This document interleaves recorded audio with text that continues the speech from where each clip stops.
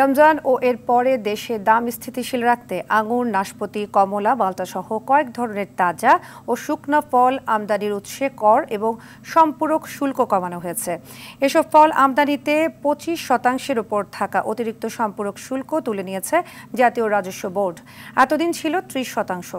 গত 13 মার্চ কয়েক ধরনের তাজা ও শুকনা ফল আমদানির উৎসে কর 10 থেকে কমিয়ে 5% করা হয়।